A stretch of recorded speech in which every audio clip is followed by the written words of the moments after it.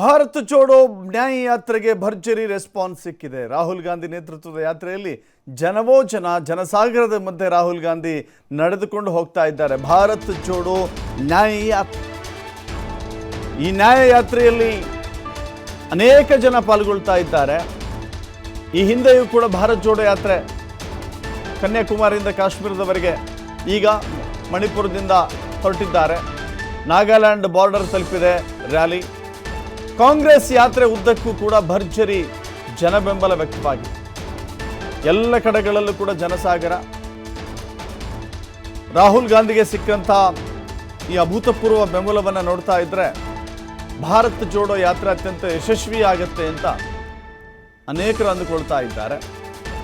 ಈ ಭಾರತ್ ಜೋಡೋ ಯಾತ್ರೆಯಲ್ಲಿ ಅನೇಕ ಆ ಭಾಗದ ಮುಖಂಡರು, ಅನೇಕ ಜನಗಳು, ವಿವಿಧ ಸ್ತರದ ಜನಗಳನ್ನು ಭೇಟಿ ಮಾಡ್ತಾ ಹೋಗ್ತಾ ಇದ್ದಾರೆ.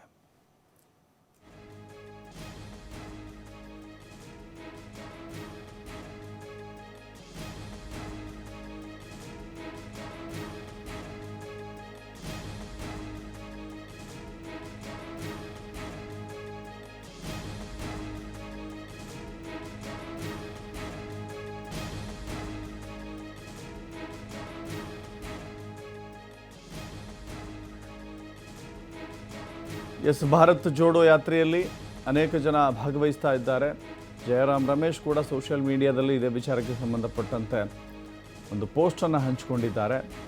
ಮಾಜಿ ಕೇಂದ್ರ ಸಚಿವ ಜಯರಾಮ್ ರಮೇಶ್, ರಾಹುಲ್ ಗಾಂಧಿ ಹೋದ ಕಡೆಯೆಲ್ಲವೂ ಕೂಡ ಜನಸಾಗರವೇ ಸೇರ್ತಾ ಇದ್ದಾರೆ. ರಾಹುಲ್ ಗಾಂಧಿಯ ಎರಡನೇ ಯಾತ್ರೆ ಇದು. ಈ ಯಾತ್ರೆಯಲ್ಲಿ 100 ಲೋಕಸಭಾ ಕ್ಷೇತ್ರಗಳಿಗೆ ಒಳಪಟ್ಟಂತೆ 100 ಲೋಕಸಭಾ ಕ್ಷೇತ್ರಗಳನ್ನು ಕವರ್ ಮಾಡ್ತಾರೆ. 100 ಲೋಕಸಭಾ ಕ್ಷೇತ್ರಗಳಲ್ಲಿ ಹಾದು ಹೋಗ್ತಾರೆ.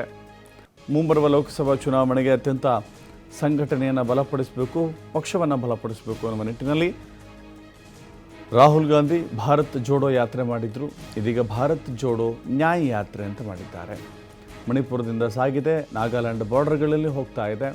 ಅಲ್ಲಿರುವಂಥ ಜನ, ವಿದ್ಯಾರ್ಥಿಗಳು, ರೈತರು, ವ್ಯಾಪಾರಿಗಳು, ಚಿಕ್ಕ ಮಕ್ಕಳು, ಹೀಗೆ ಅನೇಕ ಸ್ತರದ ಜನಗಳು ರಾಹುಲ್ ಗಾಂಧಿಗೆ ಬೆಂಬಲವನ್ನು ಸೂಚಿಸ್ತಾ ಇದ್ದಾರೆ. ಇದು ರಾಹುಲ್ ಗಾಂಧಿಗೆ ಮತ್ತಷ್ಟು ಉತ್ಸಾಹ ಜಾಸ್ತಿ ಮಾಡಿದೆ. ಭಾರತ್ ಜೋಡೋ ಯಾತ್ರೆಯ ಮೂಲಕ ರಾಹುಲ್ ಗಾಂಧಿ ಜನಮನವನ್ನು ತಲುಪಿದರು. ಇದೀಗ ನ್ಯಾಯ ಯಾತ್ರೆ ಮೂಲಕ ಮತ್ತಷ್ಟು ಜನರ ಮಧ್ಯೆ ಗುರುತಿಸಿಕೊಳ್ತಾ ಇದ್ದಾರೆ.